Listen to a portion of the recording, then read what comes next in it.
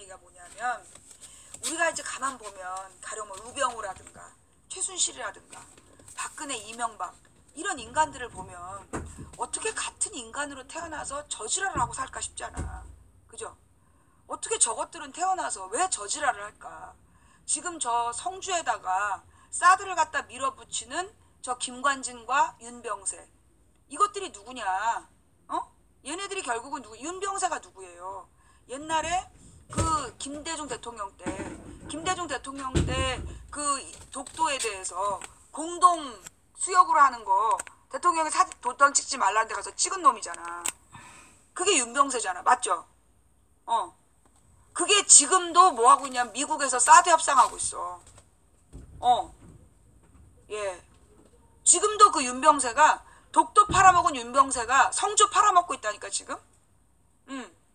김관진이랑 윤병세가, 김관진의 과거도 조사해봐야 돼. 우리가 알고 있는 건 김관진이 이명박 때 국방부 장관이 됐고, 그 국방부 장관일 때 그 노크 기순이 있었는데 얘는 멀쩡히 박근혜 때 더 승진했다는 거야. 그러면 그 얘기는 뭐냐면 소위 군부, 과거의 군부가 튼튼히 밀어주고 있다는 얘기야. 그러면 과거의 군부는 어떻게 지금까지 권력을 유지해왔냐? 얘네들은 우리가 누차 얘기했지만 방위산업 비리를 통해서 거기서 콩고물로 활동비를 챙기고 그걸로 끈끈한 그들의 네트워크를 유지했을 것이다. 그들이 지금 김관진을 돕고 있는 거고, 그래서 그 김관진이 그 사드를 그 무리해서 다음 정권이 바뀌기 전에 무조건 심느라고 저 지랄하고 있는 거 아니야. 그 나는 김관진에 대해서, 김관진, 윤병세에 대해서는요, 나는 다음 정부에서 반드시 문책해야 된다고 봐. 얘는 국회의원들이 반드시 얘네들은 고발해야 된다고 봐. 고소고발을 해서 정권 바꾸고 난 다음에 얘네들에 대해서는 책임을 물어야 된다고 생각해요. 자, 책임을 묻는 것은 굉장히 필요한 일이다. 박근혜나 우병우나 최순실이나 그 김기춘이나 그 모든 인간들, 그 사악한 인간들에 대해서 책임은 책임대로 물어야 돼. 그 책임을 묻는다는 건 뭐냐면 자기 행동에 대해서 스스로 갚게 하는 거죠. 대가를 치르게 하는 거죠. 근데 우리 인간들이 대가를 치르게 하는 건 너무 미약하다는 거야. 고작 징역 몇 년 살고 평생 놀고 먹는다면 얼마나 좋겠어. 그죠? 인간들이 줄 수 있는 벌은 한계가 있는 거야. 그죠? 그래서 내가 우리가 해야 될 일이 뭐냐? 그들을 마음으로 미워하면 안 돼. 걔네들이 법적인 책임은 뭐 그건 자기네들이 한 짓이니까 지는데 우리가 마음으로 미워하지 않고 하나님께 맡겨야 된다. 그러면 하나님께서 하나님의 방식으로, 하나님은 진짜 무서워. 뭐 수백만 명을 하루아침에 죽여버릴 수 있는 능력을 가진 게 하나님이시기 때문에 하나님께 딱 맡겨서 하나님의 그 손으로 치게, 그걸 그분께 맡겨야 된다. 자, 인간이란 존재만이 그 사악함을 선택할 수 있다는 거예요. 예. 내가 깨달은 건 그거야. 인간이란 존재만이 동물과 달리 사악함을 선택할 수 있다. 그래서 이 인간들의 잔악함이 어디까지 가느냐. 내가 어저께는 그 암사를 다시 봤어. 그 암사를 보면 우리가 참 많은 명대사들이 나오잖아요. 근데 그 안호균의 대사에 그런 얘기가 나와. 간도참변 때 조선인들을 일본인이 솥에서 삶아 죽였대. 그 얘기 알아요? 옛날에 처음 볼 땐 그냥 막 전개에 빨라갖고 막 넘어갔는데 안호균의 대사에 그런 얘기가 나와. 우리 엄마가 총 맞아 죽은 건 곱게 죽은 거라고. 맞아 죽고 불태워 죽이고 솥에다 삶아 죽이고. 일본 놈들이 그 일본 제국주의자들이 자기네 그 간도참변으로 분노한 일본 사람들의 분노를 풀기 위해서 조선 사람들을 그렇게 삶아 죽였다는 거야. 얼마나 잔악하냐고. 그 다음에 옛날에 당나라의 황제가 죽고 나면 만약에 황제가 죽었는데 여왕이 살아있다. 왕비가. 그러면 이게 어떻게 하냐. 황제가 가장 사랑했던 후궁을 어떻게 죽이냐면 모든 구멍을 바느질을 해서 다 막은 다음에 죽을 때까지 똥뚝간에 넣어줬다는 거야. 똥 속에 가둬서 모든 구멍을 막은 상태로 똥뚝에 가둬놓고 그래놓고 음식은 제공했대. 강제로 먹게 했다는 거야. 빨리 못 죽게. 그리고 뭐 어떤 여자는 기름칠을 잔뜩 해갖고 뜨겁게 달군 다음에 거기로 건너가라고. 그 밑에는 펄펄 끓는 불기름에다가 밑에는 불기름을 이제 태워놓고 쇠를 돌리면서 돌아가는 쇠에 기름을 칠해놓고 그 왕의 사랑을 받았던 후궁들을 지나가게 했다는 거야.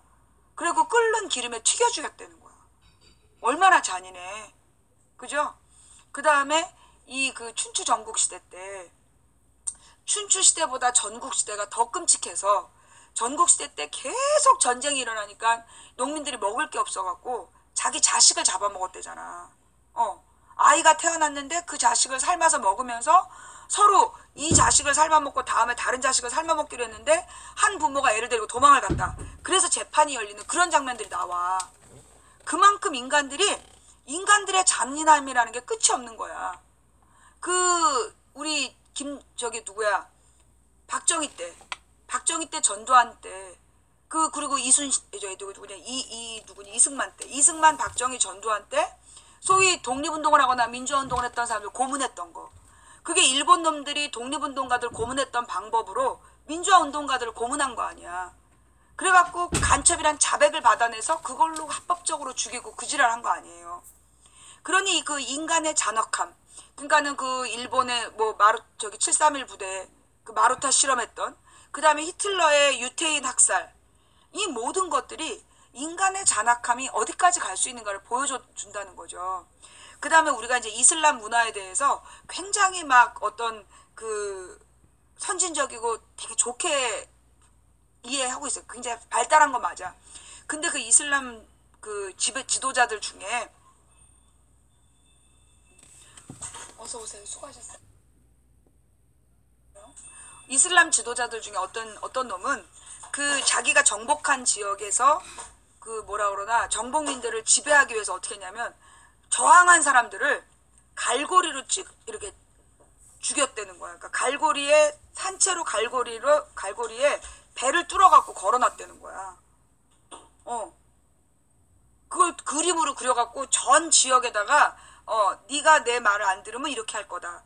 그래서 이 꼬챙이에다가 꽂아서 죽이고, 꼬챙이에다가 꽂아갖고 세워놓고 사람을 이렇게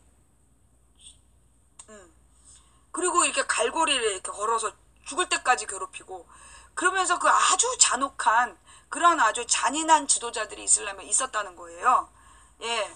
그러니까 이제 우리가 그 인간에 대해서 생각할 때 인간이 이렇게 잔혹한 존재구나. 인간이란 존재가 이렇게 잔악할 수 있는 존재구나. 라는 걸 이해해야 된다는 거야. 그 잔혹함은요, 동물하고 달라요.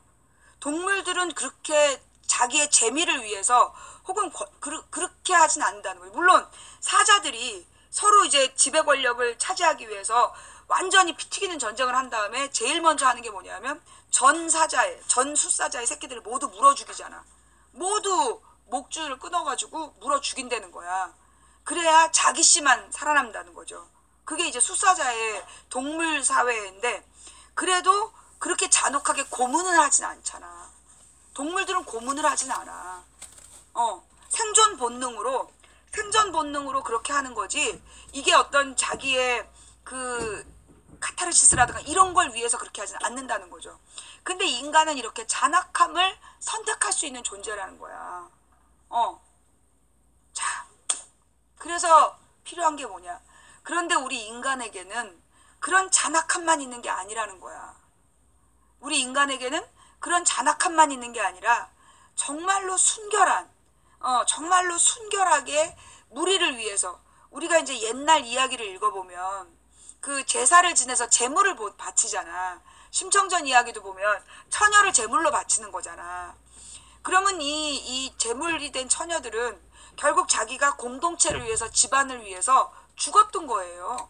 우리가 예수의 삶을 굉장히 의미 있게 바라보는 이유가 다른 사람의 죄를 대신 지고 죽은 희생 제물이기 때문이잖아요. 그런데 사실 우리 인간들 중에 그런 희생 제물이 된 사람 많았다는 거야. 안데스 산지, 안데스 고원에서 있었던 고원지대 문명에 보면 거기서 축구를 해가지고 진 팀을 죽였다는 거 아니야. 죽여가지고 그 심장에 피를 바치고, 그게 결국은 다 희생인 거죠.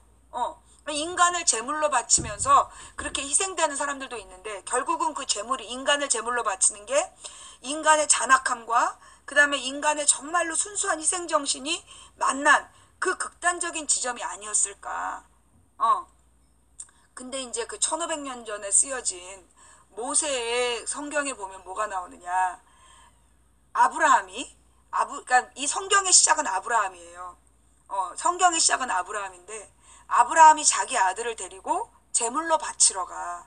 하나님이 아브라함을 불러서 그와 관계를 맺고 약속을 하고 아이를 낳을 거라고 약속을 줘서 수십 년을 기다려서 얻은 아이인데, 그 애를 제물로 바치라 그러니까 그 아브라함이 그 애를 바치러 가. 3일을 걸어가가지고 그 애를 탁 잡으려고 그런 상태에서 하나님께서 아브라함아 내가 네 믿음을 봤다. 네 아이를 죽이지 마라. 그리고 양을 대신 죽이란 장면이 나와요.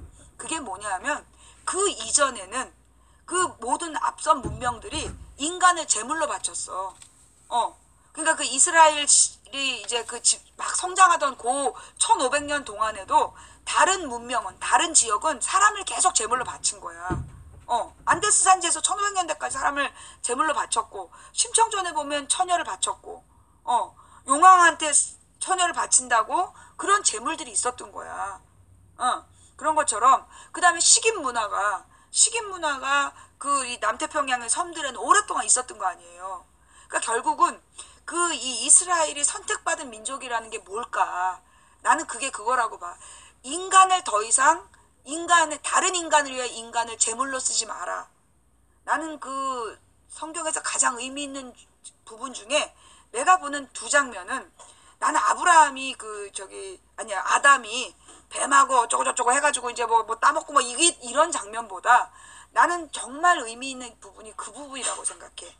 아브라함이 이삭을 죽이러 갔던 그 장면이 왜 뭐가 차이가 나느냐. 다른 모든 문명이 인간을 제물로 바쳤어요. 그리고 사람을 죽였어. 사람을 죽여서 자기의 복을 추구했단 말이야. 제물이 그거야. 자기의 복을 위해 다른 사람의 목숨을 끊었던 게 제물이거든. 인간을 제물로 썼던 것들이 인간들이야. 이스라엘 옆에 있던 많은 이 아랍 지방이 다 그렇게 했단 말이야. 그런데 그 이삭을 바치러 간 아브라함은 그 시절에 불을 섬기는 조로아스터교의 문화대로 불에다가 아들을 죽이러 간 거야. 그런데 그때 하나님께서 사람을 죽이지 마라 라고 선택하신 거야. 이거 굉장히 중요한 얘기예요. 뭐냐? 하나님께서는 어떠한 이유로도 사람을 죽이지 말라고 얘기하신 거야. 그래서 나는 그 아브라함이 이삭을 죽이려고 할 때 하나님이 딱 개입하시는 장면, 거기서 인간을 얼마나 하나님께서 사랑하시는가, 그걸 우리가 깨달아야 되고, 그리고 많은 인간들이 다른 인간들의 죄 때문에 죽었어요. 근데 이 예수님이 부활하셨다는 거, 이 예수님이 죽은 자들 가운데서 살아나셨다라는 거. 그럼 죽었다 살아나는 게 가능합니까? 여러분, 그 많은 인터넷상에서 죽었다가 살아난 사람들의 이야기를 듣고 있죠. 찾아볼 수 있잖아요. 이 사람이 의학적으로 죽었었다. 근데 살아난 사람들.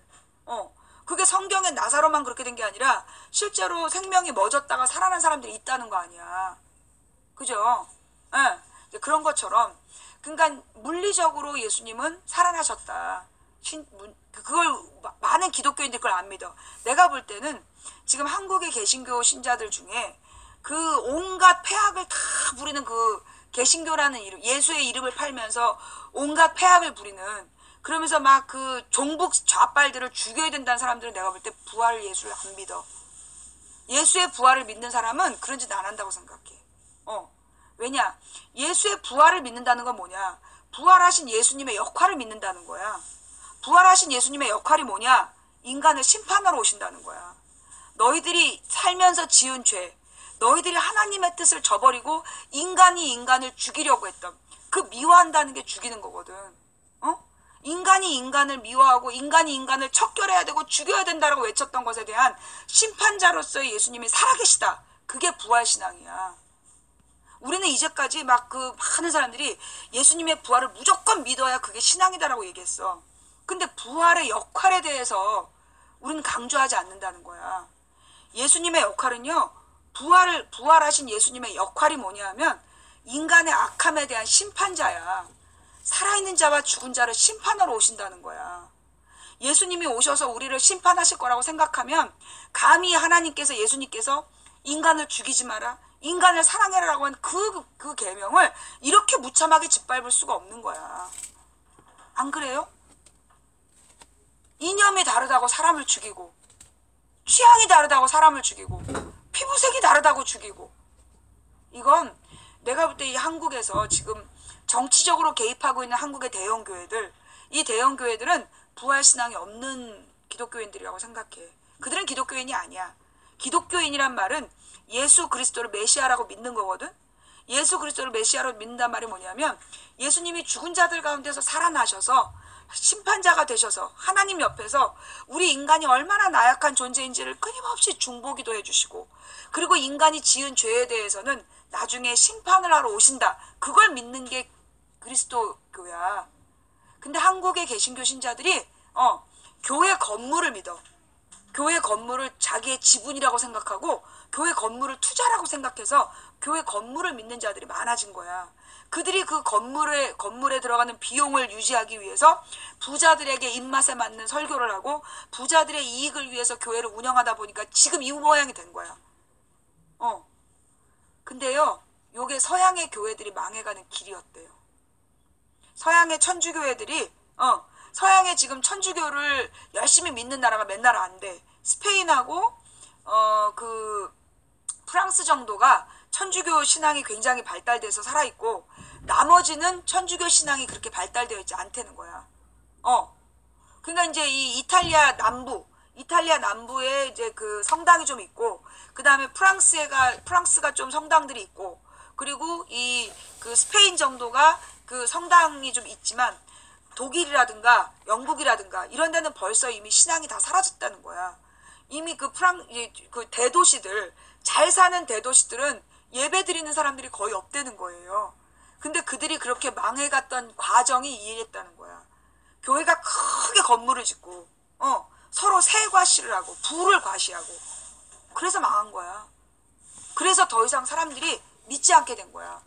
여러분 바티칸에 가보셨어요? 바티칸에 가보면요, 그 바티칸은 이미 관광지예요. 예, 바티칸에 있는 베드로 성당은 관광지야.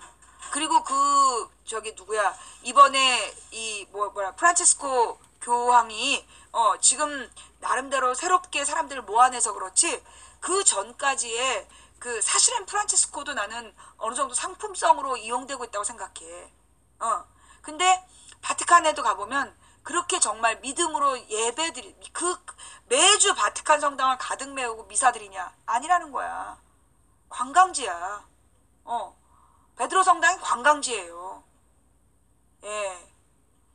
그래서 이탈리아 같은 데 가보면 성당이 너무 아름다워. 너무너무 그 두오모라는 것들이 그러니까 그 주교가 미사를 드리는 굉장히 큰 대규모 성당을 말하는데, 그 밀라노 성당 같은 데 가보면요, 밀라노에 있는 두오모를 가서 보면 욕이 나와. 너무 화려해가지고. 온 성당에 조각을 해놨는데 그 조각이 얼마나 아름다운지 몰라. 베드로 성당은 내부가 그렇게 화려해. 그래서 이제 그런 걸 보면서 그 한국의 교회들이 서양에서 천주교들 망해갈 때 하던 짓을 그대로 하고 있구나. 우리 삼국시대 때 불교가 망해가던 짓을 그대로 하고 있구나. 예. 우리 인간의 마음속에는 이중성이 있다는 거야. 너무나 잔혹해질 수 있는. 그래서 전쟁 때 인간들이 벌이는 모습은, 지난 6.25 전쟁 때 그 인간들이 얼마나 참혹했어. 제주도에서 4.3 항쟁 때 그 서북 청년단이 제주도 도민들한테 한 짓을 봐봐. 그 사람이 아니야. 간도 참변 때 일본 놈들이 그 조선 사람에게 했던 그 똑같은 짓을 제주 도민들한테 한다니까? 그런데 봐봐요. 그러면 그 서북 청년단들이 뿌린 씨와 그럼 제주도에는 그런 사람들이 많아서 지금까지 그렇게 잔악한가요? 그래요? 아니죠. 그죠? 그 인류가 굉장히 잔악했던 역사가 있는데, 근데 그 잔악한 인간들이 지금 우리의 모습을 보면 그렇지 않잖아. 그죠? 이건 뭐냐? 인간은 그 아주 잔악함도 있지만 천사의 마음이 있어서 인간의 마음 속에는 정말 이 인간은 태어날 때부터 악하고 태어날 때부터 착한 게 아니야. 인간은 태어난 뒤에 만들어지는 거라고 봐. 물론 이 태어남이란 뱃속에서 잉태됐을 때부터 인간이 만들어지는 거예요. 악한 인간이 될 거냐, 선한 인간이 될 거냐. 그런데 그 인간의 마음 속에는 여전히 두 가지가 살아있다는 거야. 뭐 사이코패스나 소시오패스들 같은 경우에는 그 선한 본능이 없고 오로지 사악함만으로 만들어진 존재라고 얘기를 하는데, 그들에 대해서는 우리가 좀 더 연구를 해봐야 되겠지만, 그렇지 않은 일반적인 인간의 마음 속에는 사악함과 거룩함이 같이 살아있다는 거야. 극과 극이 같이 살아있는데, 그래서 이 극과 극은 어떠냐 하면 사회가 불안해지고 무한 경쟁 시대로 가면 이들이 성한다는 거야. 악함이 성해서 그 잔혹 범죄들이 심해지고 그런 거예요. 근데 사실 우리 그 서유럽이요. 그 1980년대까지만 하더라도 이렇게 잔혹 범죄가 많지 않았어요. 그러지 않았나요? 서유럽이 그 80년대까지만, 1980년대, 그 45년부터 80년대까지 한 30년 동안은요, 정말 인간애, 그리고 공동체, 나눔, 환경, 이런 게 되게 중시되던 문화를 갖고 있었어. 그런데 그들이 1990년대에 신자유주의 문화로 접어들어서 무한 경쟁이 극대화되면서 사람들의 이 의식이 양극화된 거야. 그래서 아주 무지해지고 그 고집스러워지면서 잔악해진 거죠. 그래서 무지함과 잔악함으로 똘똘 뭉친 자들에게 거짓 뉴스를 뿌려서 그들을 악용해서 지금 세계를 악한 방향으로 지금 가는 무리들이 분명히 있다는 거야. 그죠? 반면 우리 대한민국의 촛불 집회를 보고 전 세계가 깜짝 놀란 거 아니야. 5개월 동안 촛불 집회를 했는데 그 5개월 동안 촛불 집회를 하면서 단 한 사람도 죽이거나 다치지 않고, 단 한 건도 물건을 훔치거나 그러지 않고, 처음부터 끝까지 평화적으로 깔끔하고 깨끗하게 안전하게 안전사고 하나 없이 그렇게 그것도 1600만 명이 모여서 이걸 보면 사실 대한민국의 이 촛불 집회가 내가 그랬잖아. 세계사를 새로 쓴 거라고. 인류 역사상 이런 적이 없어. 인류 역사상 이런 적이 없다니까. 예. 3.1운동도 마지막에는 폭력적으로 변했어요. 그래서 내가 얘기하고 싶은 게 뭐냐 하면, 지금 내가 그랬잖아. 내가 지금 요즘에 느끼는 게 뭐냐. 지금 이 시대가 정말 선과 악의 대결이에요. 이 시대가 정말 선과 악의 대결이야. 인간의 탐욕을 이용해서 권력을 잡고 그 권력으로 점점 더 인간을 잔악하게 몰고 가는 사탄의 세력이 지금 이 다수, 특히 서양의 기운을 잡고 있다. 우리가 무슨 마치 반지의 제왕 같은 그 영화에 보면 그게 굉장히 철학적인 영화래잖아. 반지의 제왕이. 그게 절대 악과 절대 선의 전쟁인 거야. 선악의 대결. 그래서 이 반지의 제왕에 나오는 것처럼 절대 악과, 사우론 같은 절대 악과, 그리고 그 인간의 나눔과 공동체와 희생의 정신이 그 싸우는, 지금 이 시대가 그렇다. 저는 그렇게 봐요. 예. 지금 이 시대가 그런 시대다. 그래서 이건 영적 싸움의 시대다. 자, 그 속에서 우리가 깨달아야 될 게 뭐냐면, 제가요, 이런 말 하면 참 안 믿는 사람 더 많을 것 같은데, 그럼에도 불구하고 선포합니다. 하나님께서 저 3500년 전에 아브라함을 선택해서 예수님을 보낼 거다. 예수님이 너희들의 죄를 지고 죽을 거다.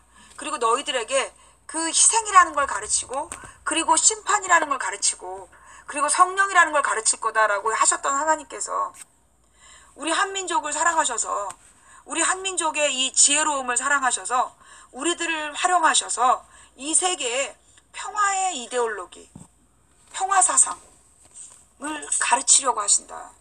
이스라엘은 이스라엘은 결국 예수를 못 박아 죽음으로써 그 뒤로 이스라엘은 2000년 동안 잔악했어요. 유대인들이 한 짓을 봐봐. 유대인들이 유럽에서 한 짓 고리대금업이야. 그죠? 2000년 동안 고리대금업 했어. 그 뒤에는 가자 지구에 있는 그 팔레스타인 사람들을 그 죽이고 얼마나 잔혹한 짓을 했어? 그리고 지금은 대자본으로 그 무기회사와 제약회사를 그리고 미디어 회사들을 다 쥐고 온 세계를 지금 핏바라먹고 있는 것들이 유태인들 아니야? 결국 그 유태인들은 정말 그 심판의 대상이 되는 짓을 하고 있는 거야. 그런데 이 신앙이 하나님의 사상이 우리 인간들에게 전파돼서 우리에게 지금 하나님 말씀하고 계시는 거예요. 예수 철학의 핵심이 뭐냐면 서로 평안하라는 거야. 너희는 서로 사랑하라. 평안하라. 너희들이 이제까지 만난 적도 없고 본 적도 없고 들은 적도 없고 상상한 적도 없는 평화를 경험하라. 그 평화는 어디에서 오는가? 탐욕을 내려놓으면서 가능한 거거든요. 근데 하나님께서 우리에게 그 비전을 주신 거예요. 여러분도 모르게 그 촛불 집회가 그걸 보여주신 거야. 할 수 있다는 거. 너희들이 할 수 있다. 세계 누구도 못하는 일을 나 소름 끼쳐 미치겠어 지금. 소름이 막 돋고 있는데 세계 어느 나라도 못하는 일을 너희가 보였다. 너희들을 통해서 전 세계에 이 그러니까 희망과 평화의 이데올로기를 전파할 거다. 그게 가능하겠냐? 가능합니다, 여러분. 가능합니다. 여러분 그 헬레니즘이란 말 들으셔보셨죠? 헬레니즘, 그 세계 시민주의라는 그 철학인데 그게 누구에 의해서 전파되는 거냐? 알렉산더라는 한 사람에 의해서 전 세계에 전파되는 게, 전 유럽에 전파되는 게 헬레니즘이에요. 전 지중해 지역에. 알렉산더가 살았던 그 마케도니아라는 땅이 굉장히 작은 땅이었다는 거야. 우리나라로 치면 어느 한 도 정도 되는 나라에서 태어난 알렉산더가 그 온 이 지중해를 다 통일을 해가지고 헬레니즘이라는 사상을 전파했거든요. 마찬가지예요. 우리 지금 이 한반도가 지금 이 만들어진 이 상황은 모든 게 전쟁으로 해서 모든 인류의 모든 탐욕이 지금 다 모여서 여기 이곳으로 모여 있어. 지금 한반도에 전 세계의 모든 탐욕이 가장 최강자 그 세상에서 제일 강한 네 존재가 모여서 이 사용이 여기서 지금 싸우고 있는 거야. 그들의 그 탐욕이 맞부딪히는 이 상황에서 이걸 풀 수 있는 유일한 평화의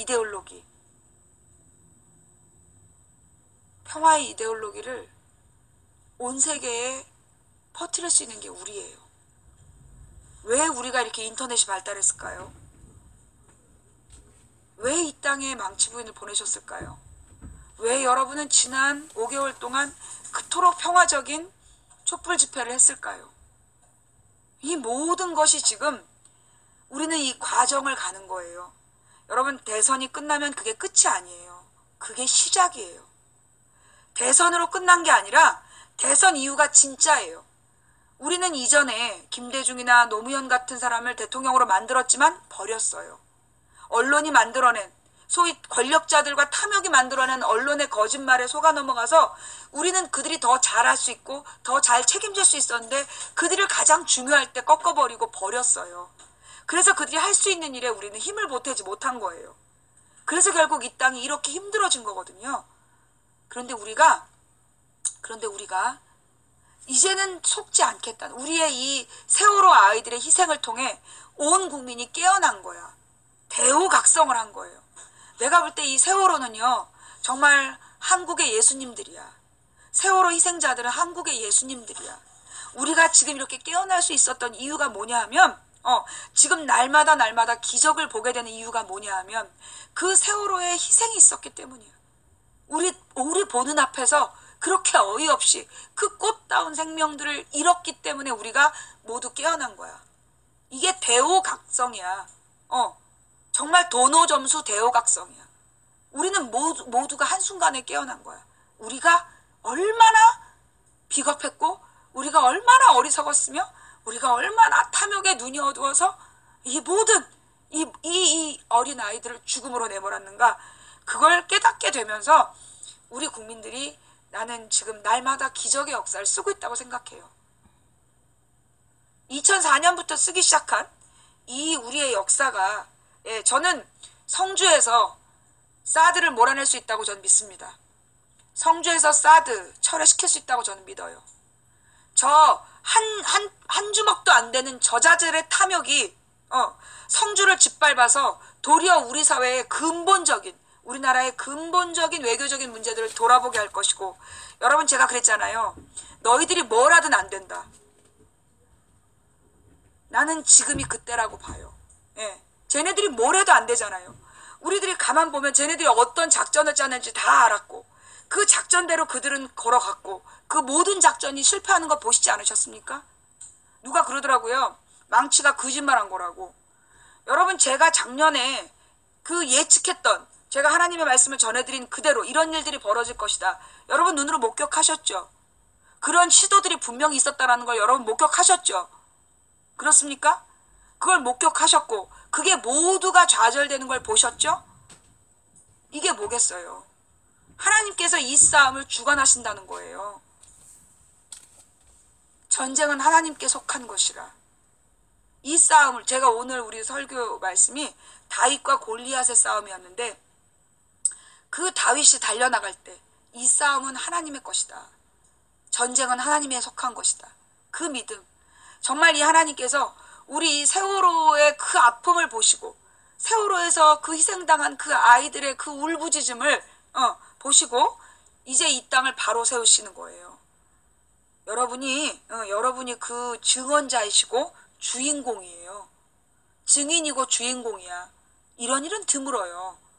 볼 수는 있어요. 제가 늘 농담 삼아 하는 말이 뭐냐면, 나는 43년 동안 뉴스를 들어왔고, 그리고 29년 동안 민주화 운동을 관찰해왔다라고 얘기했죠. 저는 늘 관찰했어요. 예, 저는 이 민주화 운동을 늘 관찰해왔거든요. 그런데 그러니까 나는 증인이죠.